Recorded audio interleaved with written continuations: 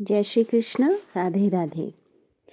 आज मैं आपको पूज्य संतोष दीदी का, संतोष माता का जो चरित्र है, उनका जो कृष्ण प्रेमानुराग है, उसका तीसरा पाठ शुरू करने वाली हूँ, आपको बताने वाली हूँ। तो पूरे मनन के साथ सुनिए कि किस तरह से संतोष माता ने भक्ति पथ पर अपनी प्रगति की। तो जिस युगल मंदिर में वे जाती थी, पिछले भाग में जो हमने पढ़ा था, जिस युगल मंदिर में वो जाती थी, तो उस मंदिर के जो पंडित जी थे, उसके बारे में ऐसा कहा जाता, ऐसा सुना गया कि वो काफ़ी उच्च स्थिति के भक्त थे। तो और वो पूज्य करपात्री जी के सहपाठी रह चुके थे। करपात्री जी महाराज बहुत उच्च कोटि के संत हुए हैं, तो वो उनके ही सहपाठी रह चुके थे। अक्सर वे मौन रहते थे, पर चातुर्मास की संपन्नता पर कार्तिक मास में ये कथा कहा करते थे और पूरे नियमों से सभी श्रद्धालुओं को भी व्रत, स्नान, पूजन अर्चन और नित्यनेम करने को कहते थे। तो संतोष माता ने भी इस छोटी सी उम्र में बहुत श्रद्धा निष्ठा से पूरे कार्तिक मास का स्नान और पूजा अर्चन किया था। आप सोचिए, उस समय में इतनी छोटी बालिका ये सब कर रही हैं। तो पूर्णिमा के दिन पंडित जी को और ठाकुर जी को प्रणाम करके ऐसे वो कह उठी कि क्योंकि उनका जन्मदिन भी कार्तिक मास की पूर्णिमा को ही पड़ने वाला था।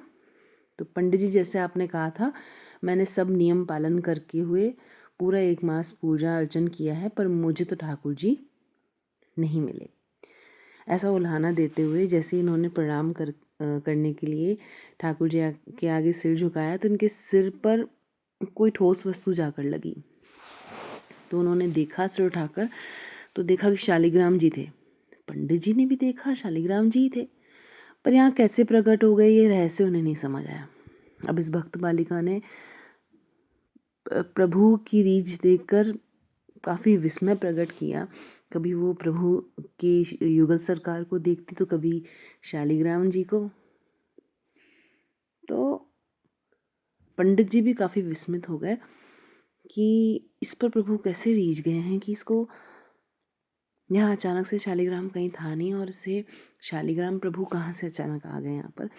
तो आखिर में शालिग्राम जी को संतोष माता के हथेली पर रखते हुए उन्होंने तुलसी पत्र के साथ उन्हें सौंपते हुए एक मंत्र कहा कि चंदन चर्चित सुगंधित जल से तुलसी मंजरी सहित शालिग्राम शिलारूप श्री हरि को जो स्नान करा तुलसी की मंजरियों से उनका पूजन करता है, उसकी संपूर्ण कामनाएं पूरी हो जाती हैं।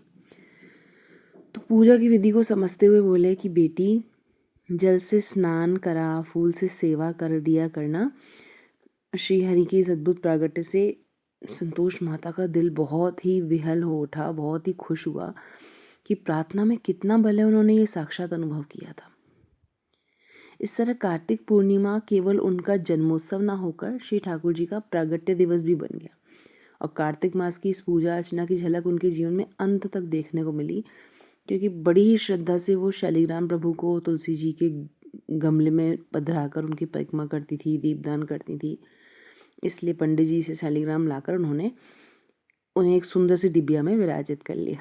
रोज नियम से श्रद्धापूर्वक यथासंभव सेवा करती थी, और इतनी निमग्नता से करती थी कि हर दिन उनका प्रभु प्रेम बढ़ता गया। लेकिन कहते हैं ना, व्यवधान प्रभु परीक्षा लेते हैं, ऐसा कोई व्यवधान पड़ गया। इनके पिताजी काफ़ी बीमार थे, और ये सारा दिन अपने पिताजी की सेवा में ही लगी रहती थी। तो हुआ ये कि शालिग्राम जी की सेवा करना उस दिन भूल गई। अब शालिग्राम जी अलमारी में ही बंद रह गए, न जल चढ़ाया, न पुष्प, न चंदन। और जब ध्यान आया तो अपने पर बहुत क्रोध आया। झट से अलमारी खोली तो इतना आश्चर्य हुआ कि शालिग्राम जी तो लोप हो गए थे, चले गए थे। तो ऐसा कहा जाता है कि दिव्य अलौकिक चीज़ें जैसे प्रकट होती है, वैसे ही कौतुक से अदृश्य भी हो जाती हैं। इनकी व्याकुलता की कोई सीमा न थी। पश्चाताप में डूबी हुई संतोष माता अपनी असावधानी पर निरंतर प्रभु से क्षमा मांग रही। बहुत दिन से ऐसे ही शालिग्राम के विरह में बीत गए। तो आखिर संतोष माता की विकलता से ठाकुर जी को पसीजना पड़ा। उन दिनों मंदिर में फूल की माला गूंथकर ठाकुर जी को पहनाती थी, जो युगल सरकार थे।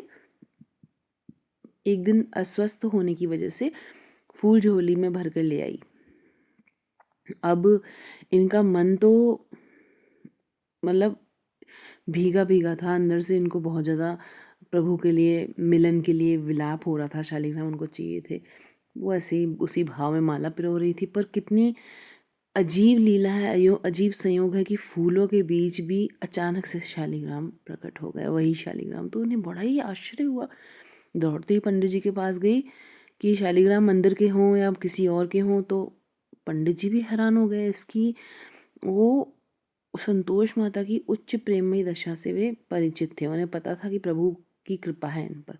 तो मन ही मन इन्हें प्रणाम कर शालिग्राम जी इन्हें लौटा दिए।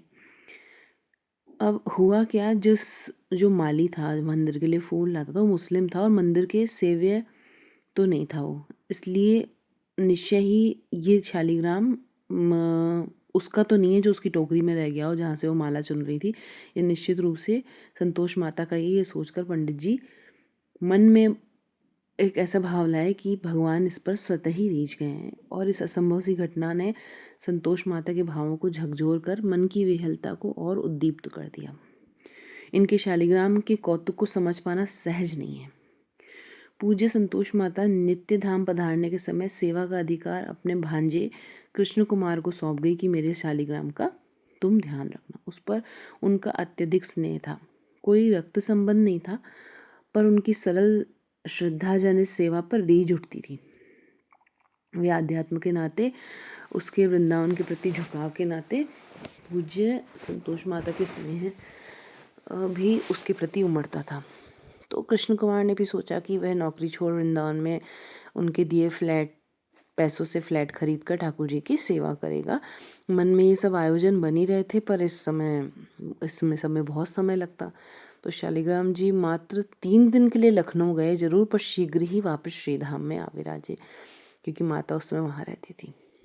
तो पूज्य माता के वंश की एक युवती पावन कौर वहाँ वो रहती थी। उसने 3 महीने तक शालिग्राम प्रभु की सेवा ली। कानपुर में अपनी गृहस्थी छोड़कर श्रीधाम में रह रहे पावन कौर ने तन मन धन से उनकी सेवा करी। तो कृष्ण कुमार ने 3 महीने के लिए वृंदावन लेकर आए थे, लेकिन विधि का विधान पूरे 3 महीने बाद पावन कौर तो वापस कानपुर अपने परिवार में चली गई। शालिग्राम जी की सेवा कृष्ण कुमार नहीं कर पाए। शायद सेवा के संकल्प से ही ठाकुर जी उन पर इतना रीझ गए थे कि उससे अपने नित्यधाम बुला लिया था। तो शालिग्राम जी के इस कौतुक भरे कृत्य की थाह पाना असंभव ही है। उसके बाद शालिग्राम प्रभु ने पूज्य उषा जी कृपा पास शिष्य रासमंडल में रह रही संतोष नारंग जी की श्रद्धा और निष्ठा से भरी सेवा स्वीकार करी। यानी बाद में वो संतोष नारंग माता के पास गए। तो आज के पाठ में हमने पूज्य संतोष माता और उनके शालिग्राम प्रभु का ये दिव्य संयोग पढ़ा।